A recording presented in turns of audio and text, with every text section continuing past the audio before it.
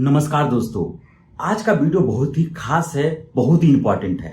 क्यों इंपॉर्टेंट है दोस्तों? जब मैं आज से ठीक 10 साल पहले कॉलेज कंप्लीट किया था, कंप्लीट करने के बाद जॉब का तलाश कर रहा था, तो हमें एक ऐसा गुरु मिला जिन्होंने हमें आईटी के बारे में समझाया। उस समय में जो स्किल काफी ट्रेंडिंग था, सर्वर कंप्यूटर के बारे में समझाया, नेटवर्किंग के बारे में समझाया, और ये सब समझाने के बाद हमने अपना आईटी करियर को स्टार्ट किया। और आज के दिन मैं आज उनसे जा रहा हूं मिलने के लिए, और उनसे मिल करके हम ढेर सारे बातें करेंगे, करियर के बारे में बातें करेंगे, लाइफ में स्टेबिलिटी के बारे में बातें करेंगे, और ढेर सारे हम बातें करेंगे। क्योंकि जिनसे मिलने जा रहा हूं वो काफी एक्सपीरियंस्ड है और आपको भी उनसे काफी सीखने को मिलेगा। तो आज हमारे ऑफिस में ऑलरेडी पूजा है, और पूजा में ही वो आ रहे हैं, और उनसे मिलते हैं, बातें करते हैं और समझते हैं कि स्किल के बारे में, करियर ग्रोथ के बारे में। चलिए दोस्तों, हम जाते हैं ऑफिस में और मिलते हैं हम आपसे ऑफिस में। और आपसे रिक्वेस्ट है कि वीडियो में अंत तक आप बने रहें, आपको इस वीडियो से बहुत कुछ सीखने को मिलने वाला है। हे दोस्तों, मैं आ गया हूं अपने डेस्क में, और ये देखिए, ये मेरा डेस्क है जहां पर मैं बैठता हूं, और 10 to 7 मैं यहां पर रहता हूं। ये मेरे लाइफ का एक हिस्सा है। और यहां पर देख पा रहे हैं, अभी ये मेरा हम लोगों का वर्किंग प्लेस है, बट इस वर्किंग प्लेस में अभी कोई है नहीं। रीज़न ये है कि आज है संडे, और संडे के दिन सबका छुट्टी है। लेकिन आज चूँकि हम लोग का ऑफिस में एक पूजा रखा गया है, और उस पूजा के उपलक्ष्य में और बहुत बंदा लोग आए हैं, और सभी कोई अभी हॉल में है जहाँ पर पूजा हो रहा है। और ये मेरा डेस्क है, देखिए डेस्क में हमेशा क्लीन रखता हूँ ताकि इन्वायरमेंट पॉजिटिव बना रहे। चलिए चलते हैं पूजा में और देखते हैं क्या हो रहा है।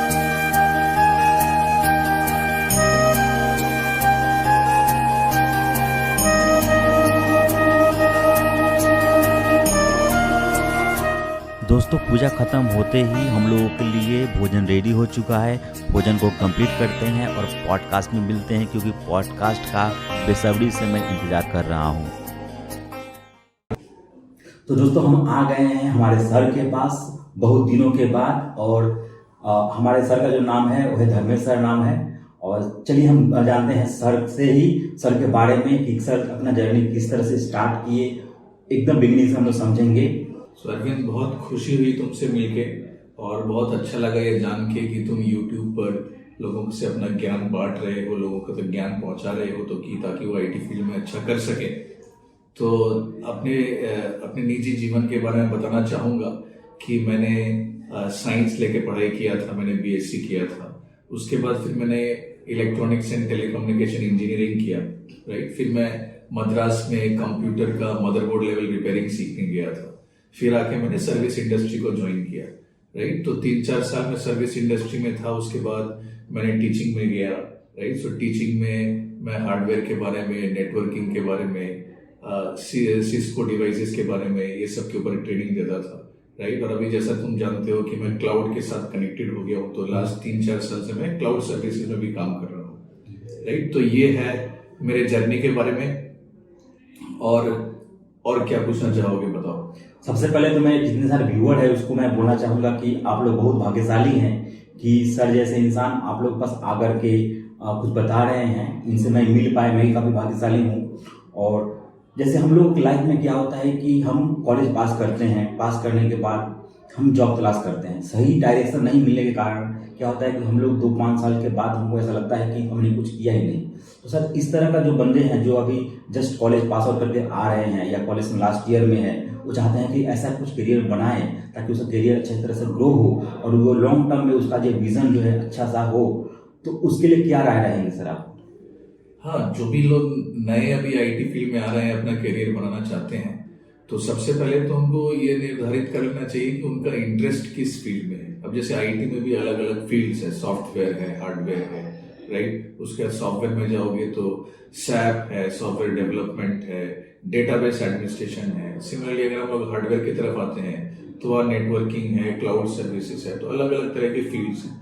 तो हर एक व्यक्ति को ये पहले देख लेना होगा कि आईटी के किस फील्ड में उसका इंटरेस्ट है, क्योंकि जिस फील्ड में उसका इंटरेस्ट होगा उसी में वो काम अच्छा कर पाएगा, उसको खुश होकर करेगा और करियर अच्छे से डेवलप कर पाएगा, राइट। इसके अलावा ये भी उसको देखना चाहिए कि अभी करेंटली जब वो आईटी मार्केट में जाएगा तो कौन सी टेक्नोलॉजीज है जो अभी प्रचलित है, किस में जाने से उसका करियर में अच्छा ग्रोथ मिलेगी, राइट। तो आजकल गूगल में और बहुत सारे साइट्स हैं जहाँ पे हमको ये पता चल पाता है कि आने वाले दिनों में कौन सी टेक्नोलॉजी जोर पकड़ेगी, राइट। तो उन सब टेक्नोलॉजीज को भी उसको पकड़ना चाहिए, राइट। तो अपना एक इंटरेस्ट के लाइन चूज करके उसको किसी भी कंपनी में अप्लाई करना चाहिए। इनिशियली एक एंट्री लेवल पे जॉब लेना चाहिए। स्टार्टिंग में बहुत ज्यादा सैलरी की आकांक्षा नहीं रखनी चाहिए। आजकल मैं देखता हूँ कि बहुत से नए नए जो लोग हैं जो आईटी में आ रहे हैं वो पहले से ही सोचने लगते हैं कि मेरे को बहुत हाई सैलरी मिलना शुरू हो जाए, राइट। लेकिन ये माइंडसेट ठीक नहीं है। जो भी नया आदमी आ रहा है आईटी लाइन में उसको पहले ये सोचना चाहिए कि मेरे को सीखना है, राइट। भले ही इनिशियली सैलरी कम मिले, थोड़ा सा कॉम्प्रोमाइज करना पड़े, लेकिन सीखने के ऊपर मेन उसका जोर रहना चाहिए। क्योंकि एक बार जब वो सीख जाएगा तब उसका आईटी लाइन आजकल जैसी है कि जो जानकार लोग हैं उन लोग के लिए अच्छी सैलरी सब जगह अवेलेबल है, राइट। तो इस तरह से उसको स्टार्ट करना चाहिए। तो एक चीज और मैं देखा हूँ, काफी हमारे जो व्यूअर हैं वो कमेंट करते रहते हैं कि सर मैं तो टेक बैकग्राउंड से नहीं हूँ, मैं बीटेक नहीं हूँ, मैं साइंस नहीं किया हूँ, मैं आर्ट्स किया हूँ, कॉमर्स किया हूँ, और मैं भी चाहता हूँ कि आईटी को सीखना। आईटी में जो क्लाउड है बेसिकली, या जो अभी लेटेस्ट जो चल रहा है, डेवऑप्स है, क्लाउड सॉल्यूशन आर्किटेक्ट है, और बहुत सारे जो चल रहे हैं डेटा साइंस वगैरह हैं, ये सब चाह रहे हैं सीखना। तो उन लोगों के लिए क्या आपका पॉइंट ऑफ व्यू सर रहेगा? हाँ, अगर आईटी लाइन को छोड़ के साइंस बैकग्राउंड से नहीं भी हो, अगर कोई कॉमर्स बैकग्राउंड से या आर्ट्स बैकग्राउंड से हो, तो भी आजकल लोगों के लिए आईटी में काफी स्कोप है। क्योंकि कुछ एक कंपनियों को छोड़ के कि जो लोग चाहती हैं कि नहीं उनके यहाँ जो एम्प्लॉय हो वो इंजीनियरिंग हो या साइंस बैकग्राउंड का हो, तो ज्यादातर कंपनी आजकल ये देखती है कि आदमी का नॉलेज कैसा है। तो बहुत से लोग हमारे भी कंपनी में हैं या और भी कंपनीज में हैं जो बीकॉम बैकग्राउंड से थे या इकोनॉमिक्स बैकग्राउंड से थे, फिर उन्होंने आईटी के बारे में पढ़ाई किया और फिर उनको नौकरी मिल गई एक्चुअली, और उसमें अभी काफी अच्छा कर रहे हैं। मैं कुछ पर्सनली भी कुछ ऐसे लोगों को जानता हूँ जो इकोनॉमिक्स फील्ड से या कॉमर्स फील्ड से हैं और आईटी में बहुत अच्छा कर रहे हैं, अभी अच्छी अच्छी सैलरीज कमा रहे हैं। तो ऐसा नहीं है कि अगर आप साइंस बैकग्राउंड से नहीं है तो आईटी में आप नहीं आ सकते हैं, आप जरूर आ सकते हैं। मेन चीज वही है कि आपको अच्छे से पढ़ना होगा और जिस सब्जेक्ट को आप चूज करें उसमें आपको महारत हासिल करनी पड़ेगी, राइट, उसमें एक्सपर्ट होना होगा। तो आजकल बहुत सी कंपनियां अपने दरवाजे खुले रखती हैं जो लोग ज्ञानी हैं उन लोगों के लिए। ये तो मैं भी इसका एग्री करूंगा कि मैं भी आईटी इंडस्ट्री में लगभग 10-12 साल से हूँ, तो वहाँ देख रहा हूँ काफ़ी लोग ऐसे बंदे हैं जो नॉन टेक बैकग्राउंड से है, नॉन साइंस बैकग्राउंड से है, आर्ट्स कॉमर्स है, वो लोग भी बहुत अच्छा लेवल में वो कर रहे हैं। और सर यहाँ पर मैं एक चीज़ भी देखता हूँ कि काफ़ी सारे लड़कियाँ लोग होती हैं, राइट। तो उन लोग पेरेंट्स बोलते हैं कि आईटी में नहीं जाओ, या उन लोगों का खुद का भी पॉइंट ऑफ व्यू रहता है कि आईटी में नहीं जाओ। आईटी में 24/7 काम होता है, राइट, नाइट में काम करना पड़ता है, और आईटी में काफ़ी मेल का संख्या जब बहुत ज़्यादा होता है तो वो लोग थोड़ा सा अनकंफर्टेबल फील करते हैं। लेकिन अभी जैसे जैसे दिन बढ़ रहा है, अभी हम लोग मॉडर्न युग में जी रहे हैं, तो मॉडर्न में ये सब चीज़ नहीं है, लेकिन फिर भी बहुत लोगों के मन में ये रहता है।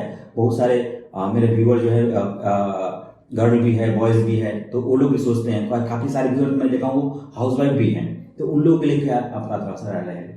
नहीं, देखो अभी आजकल क्या है कि हम लोग देख रहे हैं कि लड़कियां भी तो काम कर ही रही है पुरुषों से कंधे से कंधा मिलाकर, और आईटी लाइन में भी बहुत सी लड़कियां हैं जो बहुत अच्छा कर रही हैं, और बहुत सी ऐसी लड़कियों को मैं जानता हूँ कि पुरुषों से अच्छा कर रही हैं।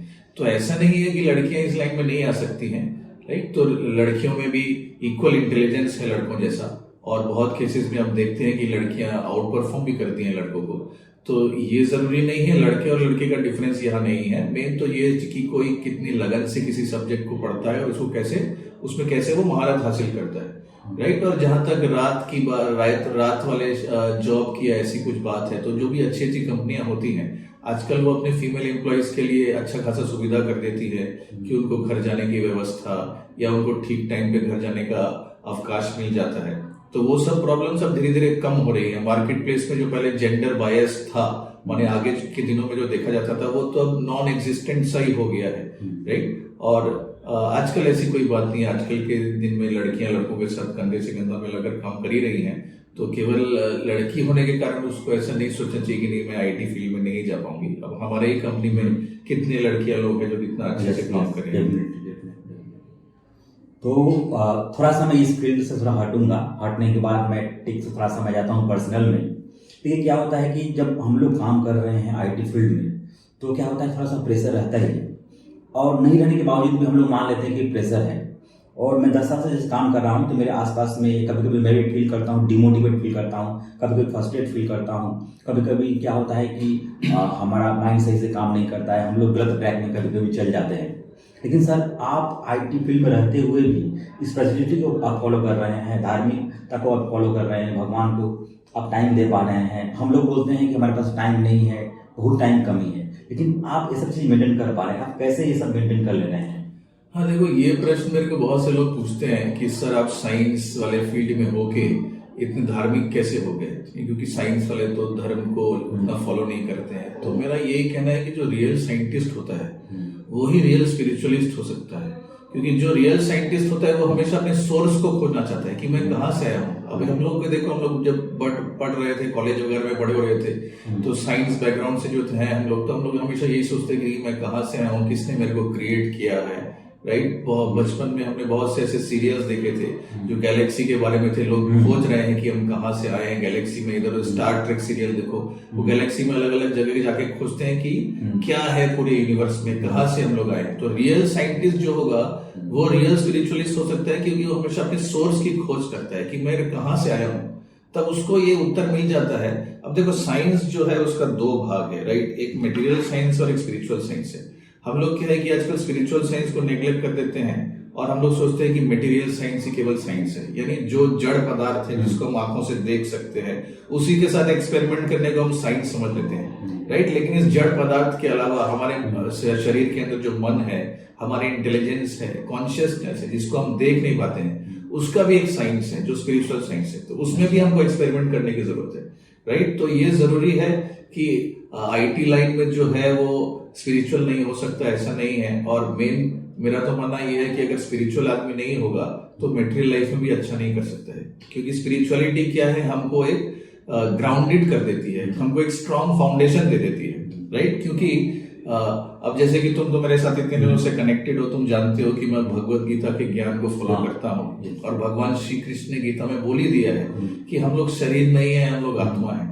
तो जब तक हम लोग अपने आप को शरीर समझ के कुछ भी काम करते रहेंगे, राइट, हमेशा हमारे मन में भय रहेगा शरीर के खो जाने का, अपने करियर का, कि आगे जाके मेरा जॉब नहीं रहा तो क्या हुआ, ये हो जाएगा तो क्या होगा, वो हो जाएगा तो क्या होगा, क्योंकि हम लोग हमेशा अपने शरीर को संभाल के रखना चाहते हैं। लेकिन भगवत गीता हमको ये ज्ञान देती है कि हम शरीर है ही नहीं, हम आत्मा है, राइट। और आत्मा परमात्मा का अंश है, और उसकी मेन जो कर्तव्य है वो है भगवान के साथ संपर्क में आ जाना, राइट। तो जब किसी आदमी के लाइफ का जो मेन एम है वो भगवान को पाना होता है, राइट। और यहाँ का जो जीवन है, यहाँ जो हम करियर चला रहे हैं, जो भी काम कर रहे हैं, वो हमको अपने परिवार को देखना है, अपने आप को देखना है, अपनी जिंदगी को जीना है। उसके लिए तो यहाँ भी अपने करियर डेवलप करने की जरूरत है। लेकिन मेन एम हमेशा लाइफ में यही रहना चाहिए कि कैसे मैं भगवान के पास वापस जा सकूं, उनके साथ संपर्क स्थापित कर सकूं।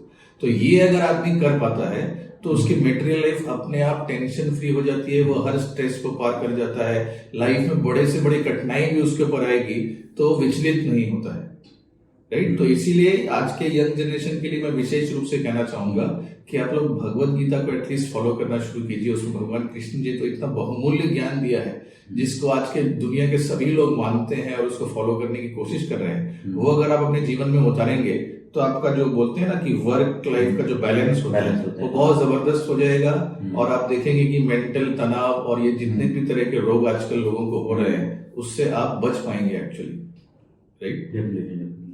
और गीता में भगवान ने ये भी कहा है कि हमारा युक्त आहार और युक्त विहार होना चाहिए। हमको अपने एंजॉयमेंट के लिए भी कुछ टाइम देना चाहिए। ये नहीं कि हमेशा हम काम ही काम में लगे रहे, कंप्यूटर के सामने 24 घंटा बैठे रहे। उससे हट के हमको कुछ अपना पर्सनल लाइफ भी जीना चाहिए, अपना आनंद भी करना चाहिए फैमिली के साथ मिलके, कुछ व्यायाम, योगा इत्यादि ये सब भी करना चाहिए। तो ये सब अगर हम करेंगे और भगवत गीता से जुड़ के रहेंगे, भगवान कृष्ण से जुड़कर रहेंगे, तो अपने आप ही लाइफ खुशहाल हो जाएगी। मैं देखा हूँ काफी आईटी फील्ड में जो लोग हैं वो लोग क्या लैपटॉप में 24 बैठे रहते हैं, ऑफिस में भी लैपटॉप में बैठे हुए हैं, राइट। और वो घर में जाते हैं तभी लैपटॉप में बैठे हुए हैं, शायद वो काम ना भी करता हो, नेटफ्लिक्स देख रहे हैं। तो लैपटॉप में, मोबाइल में आजकल के जितने सारे जनरेशन है, स्पेशली जो न्यू जनरेशन है, वो लैपटॉप मोबाइल ये दोनों में काफी अपने आप को दुनिया में सिमट लिया है कि उसका दुनिया यही है। लेकिन उसके बाहर बहुत सारे बड़ा दुनिया है, बहुत सारा रिलेशन है, बहुत सारा जो इन्वायरमेंट है जिसको हमको देखना चाहिए। तो इसके ऊपर सर क्या राय है? हाँ, वही है कि जैसे तुमने सही बोला कि दिन भर ऑफिस में लैपटॉप में बैठे रहते हैं, फिर घर में जाके भी मोबाइल या टीवी के सामने बैठ जाते हैं।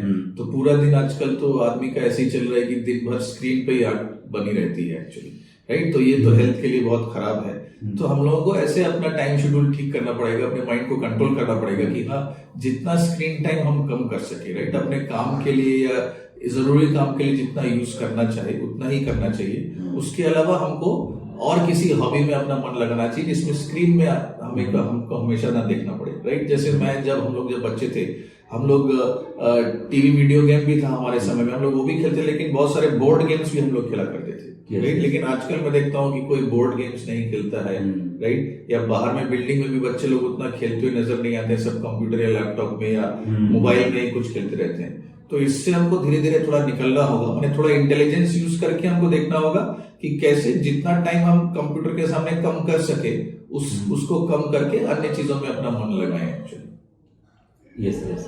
सो ये सभी के लिए बहुत ही नेसेसरी है, जरूरी है। जो लोग चाह रहे हैं कि अपना करियर में ग्रो करें, सिर्फ केवल करियर ग्रो करने से नहीं होता है, हेल्थ भी बहुत बड़ा जरूरी है। सर आप देख रहे हैं कितना सर फिट है, लेकिन जो आईटी इंडस्ट्री में मैं देखता हूँ कि कभी कभी हमको भी लगता है कि मैं अनफिट हूँ, और बहुत सारे बंदे को मैं देखता हूँ अनफिट हूँ। तो फिट रहने के लिए आपको हमेशा काम ही करना ऐसा जरूरी नहीं है।